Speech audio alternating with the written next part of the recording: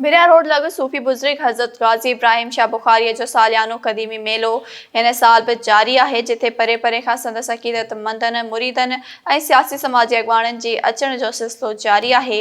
उन हवाले सां पेश आहे भिरिया रोड मां शरफुद्दीन कीरो जी ही रिपोर्ट।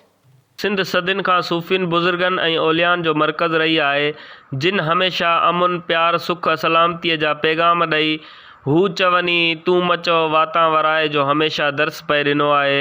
भिरिया रोड लॻ दरगाह सैयद गाज़ी इब्राहिम शाह बुखारी बि उन्हनि औलियानि मां हिकु आहे।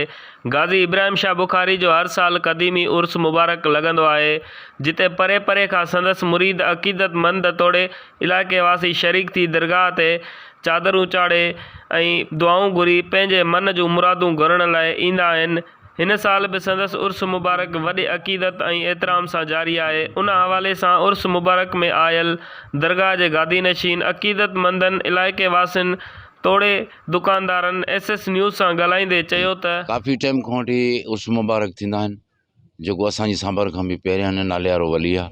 हिन में असां वटि मेहंदियूं थींदियूं आहिनि, तक़रीबात हींअर असां मेहंदी जी करण वारा आहियूं। ऐं सक़ाफ़ती मलाखड़ो असां वटि बहितरीनु थींदो आहे, जंहिंमें सिंध पंजाब जा असां वटि पहलवान ईंदा आहिनि, मलाखड़ो थींदो आहे। मौज़ूज़ माण्हू असां वटि ईंदा आहिनि। कल्ह बि असांजे मौज़ूज़ माण्हुनि शिरकत कई।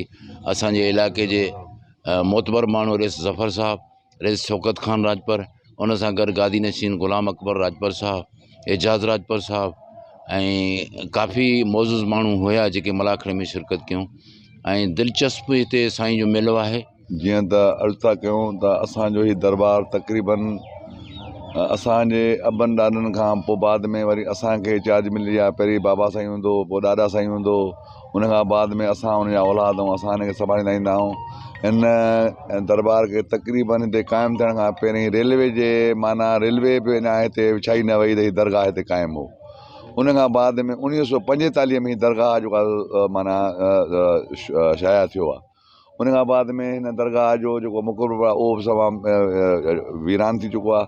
इन खे बराए महिरबानी गवर्नमेंट खे अपील था कयूं त जेके वसारा MP MN आहिनि, जिन वटि कोटाऊं आहिनि, जिन वटि फंड आहिनि, उहे बराए महिरबानी करे हिन दरगाह ॾे नज़र कनि। माशाल्लाह गाज़ी सैयद इब्राहिम शाह बुखारी का मेला अपने उरूज पे है और उर्स मुबारक जो है वो अपने उरूज पे है।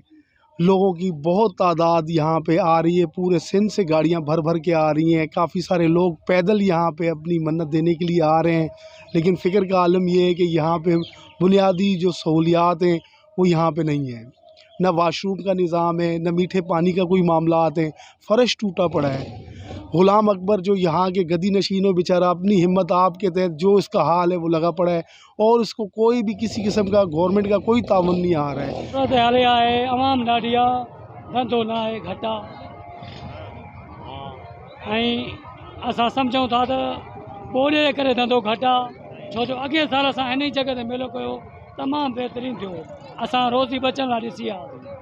हिन साल कोन था उमेद भाऊ मूंखे 15 साल खनि मेले में थिया आहिनि। बसि साईं मेले काफ़ी टाइम थियो आहे, घटि में 30 साल थिया आहिनि साईं मेले। जी जी ख़रीदारी कीअं पे ॾिसो? ख़रीदारी भाऊ हेल मज़ो न अलहमदिल्ला। अॻे साल हेल मज़ो न, अॻे साल घणो मज़ो, हेल घटि आहे मेले में ख़रीदारी। छा था सम्झो तव्हां भाऊ झक जे करे माण्हू मौसम ख़राबु थी वञे शाम जे करे माण्हू कोन था अचनि मेले में। अलहमदिल्ला मां बि चोट चढ़ियल आहे बाक़ाइदा भाऊ। हर साल थींदो रहंदो आहे, पर मींहं मेले खे थोरो मुंझाए थो छॾे। या हवा तूफ़ान जेको अचे थो न, इन में मेलो मार खाए थो। मेलो ईद खां शुरू आहे, 2-3 ॾींहं हलियो आहे, अञा 4-5 ॾींहं मेलो हलंदो। अलाह जी महिरबानी मेलो सुठो थो। असां 92 खां शुरू कया आहियूं। अलाह जी महिरबानी इहो कारोबार असांजो इहो ई माए जो आहे, हलंदो रहंदो आहे। नंढा वॾा मेला किलो 1200 रुपया हले पियो थो असां वटि त। अलाह जी महिरबानी मेला वॾा नंढा कंदा आहियूं। राणीपुर बि कंदा आहियूं, गाज़ी शाह बि कंदा आहियूं, पालल शाह कंदा आहियूं, अमीर पीर कंदा आहियूं। पर काफ़ी मेला ख़रीदारी अलाह जी महिरबानी भलो मेलो थो हले, पर थोरो मेले खे हवा मुंझाए छॾियो आहे मसलो। कैमरामैन टीम सां गॾु शरफुद्दीन कीरो, SS न्यूज़ भिरिया रोड।